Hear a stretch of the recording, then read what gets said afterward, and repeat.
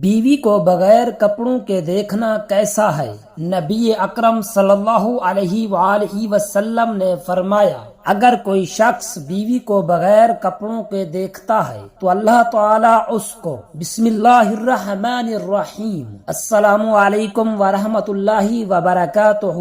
محترم ناظرین، حضرت جابر بن عبداللہ سے روایت ہے کہ انہوں نے فرمایا کہ یہودی کہا کرتے تھے کہ جو کوئی پچھلی طرف سے ہو کر عورت سے اگلی جگہ میں مباشرت کرتا ہے اس کا بیٹا بھینگا پیدا ہوتا ہے، تو اللہ تعالی نے یہ آیت مبارکہ نازل فرمائی، تمہاری بیویاں تمہاری کھیتیاں ہیں، اس میں تم جس طرح چاہو آؤ۔ حضرت عائشہ صدیقہ رضی اللہ تعالی عنہا فرماتی ہیں، میں اللہ تعالی کے رسول صلی اللہ علیہ وسلم کے ساتھ ایک ہی برتن سے غسل کیا کرتی تھی۔ آپ صلی اللہ علیہ وسلم مجھ پر سابقت فرماتے تو میں کہتی مجھے بھی پانی دیجیے۔ پیارے دوستو، اگر آپ ابھی تک ہماری اسلامک فیملی کا حصہ نہیں بنے تو سبسکرائب کر لیں۔ آپ رضی اللہ تعالی عنہا ایک اور روایت فرماتی ہیں کہ نہاتے وقت میرا اور رسول اللہ صلی اللہ علیہ وسلم کا ہاتھ برتن سے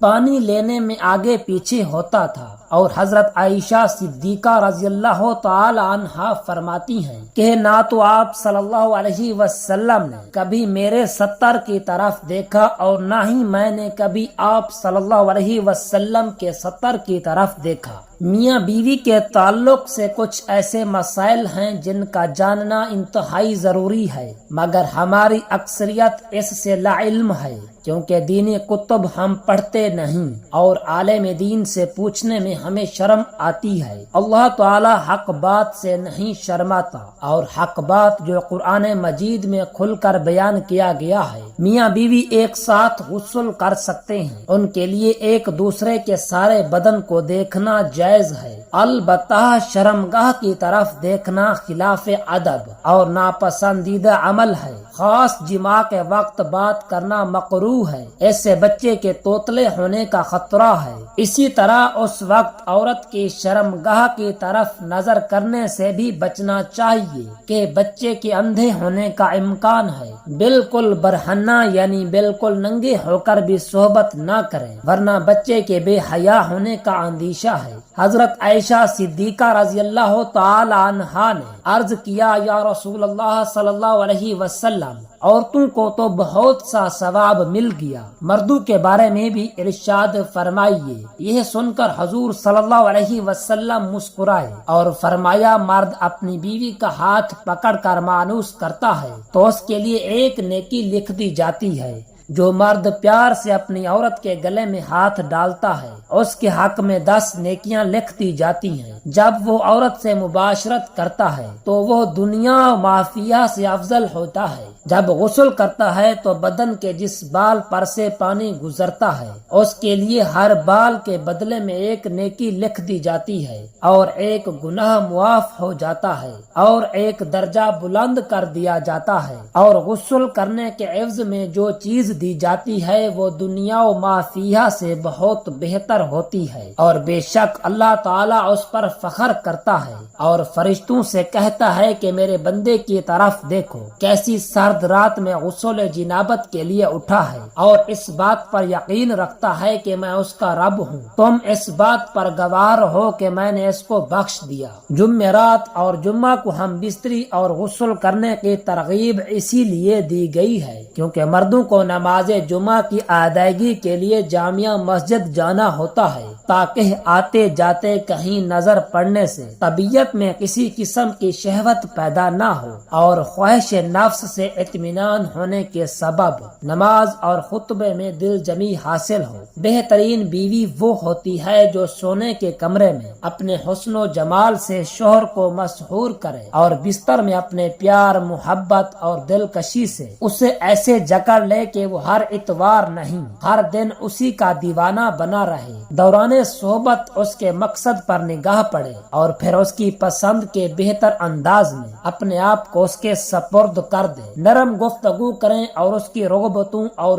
چاہتوں کو پورا کرتے ہوئے اسے سیر کر دے، کبھی بھی اس کے بستر پر جانے سے نہ رکے، اگر وہ اس کے ساتھ مقابلہ کا خواہش مند ہے تو قطع نافرمانی نہ کرے، کیونکہ اللہ رب العزت کے ہاں یہ بہت بڑا گناہ ہے۔ جب شوہر بیوی کو اپنا طبیب تقاضا پورا کرنے کے لیے بلائے تو بیوی انکار نہ کرے، اس سلسلے میں احادیث مبارکہ واضح تعلیمات موجود ہے، چنانچہ ارشاد نبوی صلی اللہ علیہ وسلم ہے، خاوند بیوی کو اپنی حاجت پوری کرنے کے لیے بلائے، اسے بیوی انکار کرے جس پر شوہر غصے کی حالت میں رات گزارے تو صبح تک فرشتے اس عورت پر لعنت بھیجتے رہتے ہیں۔ دوسری روایت میں ہے کہ رسول اللہ صلی اللہ علیہ وسلم نے فرمایا، جب شوہر اپنی بیوی کو اپنی حاجت پوری کرنے کے لیے بلائے تو اس کے پاس چلی جائے، خواہ وہ روٹی پکانے کے لیے تندور پر ہی کیوں نہ کھڑی ہو۔ حضرت عمر رضی اللہ تعالی عنہ کے پاس ایک شخص آیا،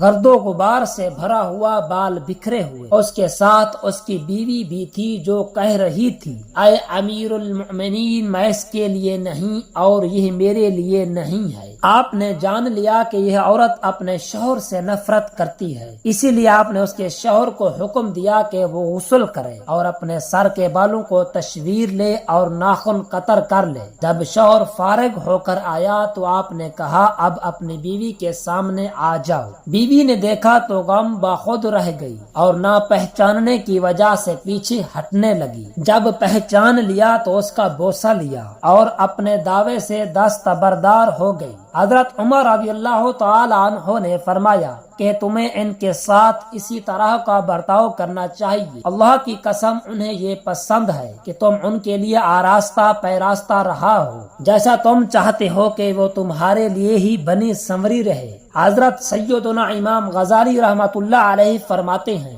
جماع یعنی صحبت کرنا جنت کی لذتوں میں سے ایک لذت ہے۔ حضرت سیدنا جنید بغدادی فرماتے ہیں، انسان کو جماع کی ایسی ہی ضرورت ہے جیسے غذا کی۔ ایک مرد کا اپنی بیوی کے ساتھ اکٹھے ایک بستر میں سونا افضل ہے، اسی لیے کہ مقصد ہم بستری کرنا نہیں بلکہ مقصد بیوی کے دل کو خوش کرنا ہو۔ بیوی کے دل کو خوش کرنے کے لیے ایام کے دنوں میں بھی اس کے قریب ہو جانا گویا انبیاء علیہ الصلوۃ والسلام کے سنت مبارکہ ہے۔ مسند احمد میں ہے کہ سیدنا عبداللہ بن عباس رضی اللہ تعالی عنہ سے روایت ہے کہ نبی کریم صلی اللہ علیہ وسلم نے فرمایا، جو آدمی اپنی بیوی کے پاس آنے سے پہلے یہ دعا پڑھتا ہے، اللہ کے نام کے ساتھ، اے اللہ مجھے بھی شیطان سے بچاؤ اور اس اولاد کو بھی شیطان سے محفوظ رکھ جو تو مجھے عطا کرے۔ اگر میاں بیوی کو اس تعلق میں اولاد کا فیصلہ کر دیا گیا تو شیطان کبھی بھی اس کو نقصان نہیں پہنچا سکے گا۔ شوہر اپنی بیوی کی مرضی کے بغیر زیادہ سے زیادہ 4 ماہ کی مدت تک اس سے دور رہ سکتا ہے۔